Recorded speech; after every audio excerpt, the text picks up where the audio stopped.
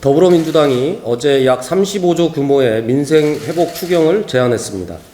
곧 하반기부터 닥칠 경기 침체에 따른 심각한 경제 위기를 고려하면 민생 회복을 위한 추경은 너무나 시급하고 절실합니다.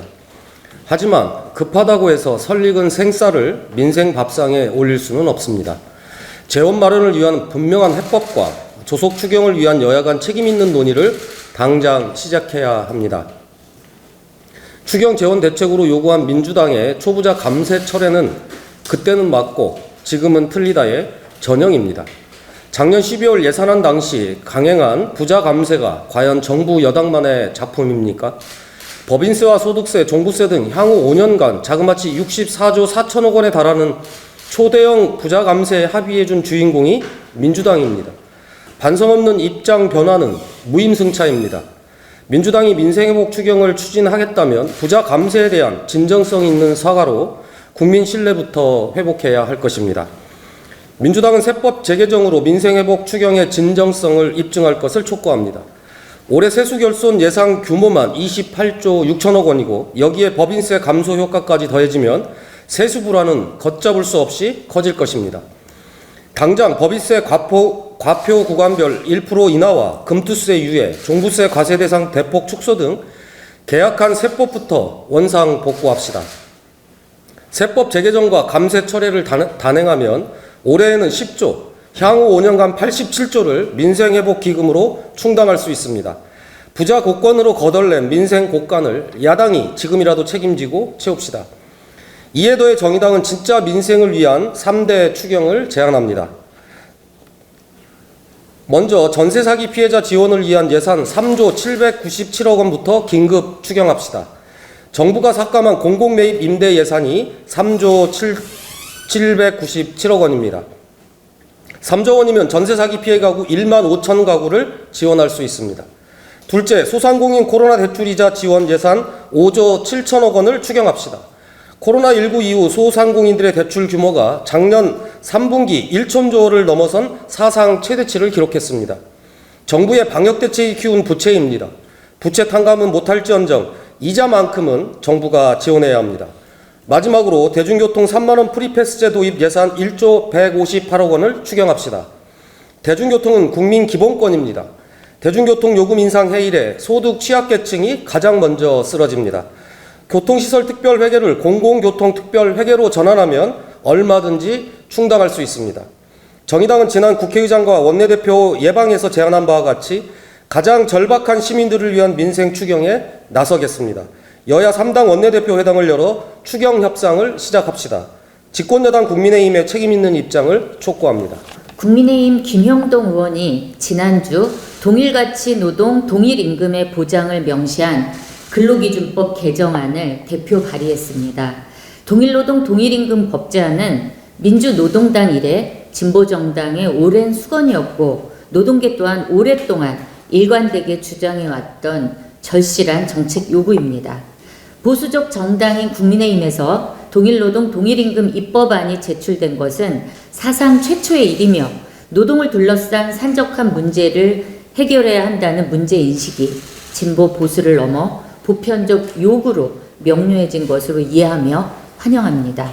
하지만 더 중요한 것은 입법안 발의를 넘어 이를 가능하게 할 정치적 방법을 찾는 것입니다.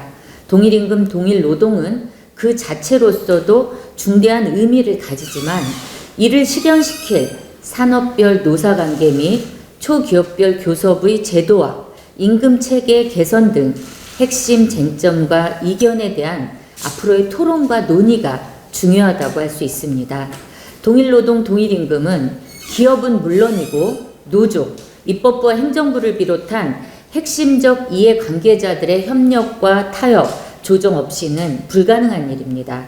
대화의 길을 찾지 못한다면 결코 실현될 수 없는 과제이며 다양한 정책 의제 가운데 노사관계라는 영역을 다루는 하나의 분과적 이슈가 아니라 우리 산업과 경제, 사회 등 민주주의의 기초를 재구성하는 중대한 정치적 문제라는 점을 강조하고 싶습니다.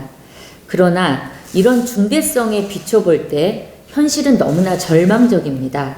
대통령과 장관이 나서서 노동조합을 건폭으로 매도하고 행정부는 산업별 노조위원장과 지도부에 대한 공권력 남용으로 노정관계를 갈등 속으로 몰아넣고 있습니다.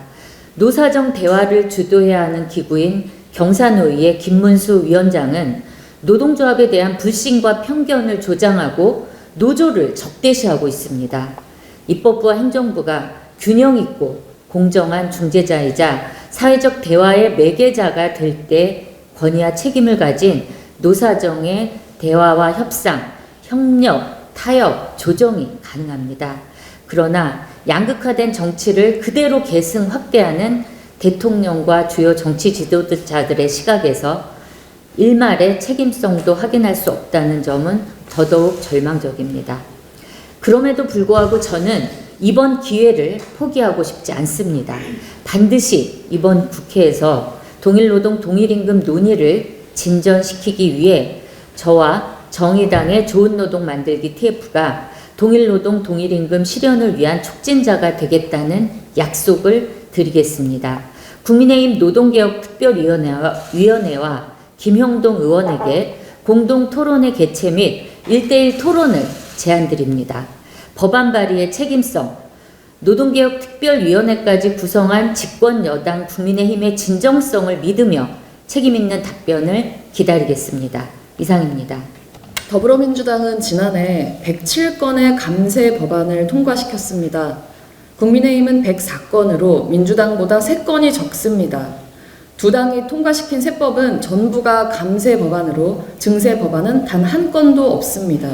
그 결과 앞으로 5년 동안 82조 원의 세수가 줄어듭니다. 여기에 지난 3월 이재명 대표와 민주당은 윤석열 대통령의 하명으로 졸속 추진된 반도체 재벌 특혜 세액 공제 확대안에 합의했습니다. 아예 공제율을 더 높이고 업종도 확대하자는 주장도 했습니다. 그 결과 대한민국에서 가장 현금이 많은 기업들에게 향후 5년간 대한민국은 13조 원의 세금을 깎아줍니다.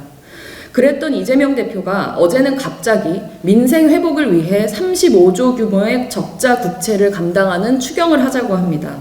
윤석열 정부에게 긴축재정 부자 감세를 철회하라고 말합니다. 유체이탈도 이런 유체이탈이 없습니다.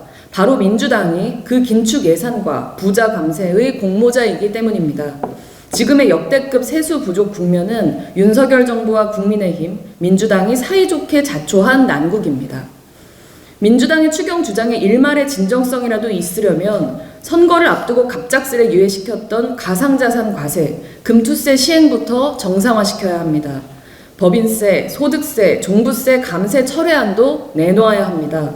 그러나 현실에서는 올해도 수백 건의 더불어민주당발 감세 법안이 국회에 차곡차곡 쌓이고 있습니다. 겉과 속이 다른데 말에 힘이 실릴 리가 없습니다. 물론 정부는 위기 시에 일시적으로 국가 채무 비율이 높아지는 것을 감수하면서 지출을 확대할 수 있습니다.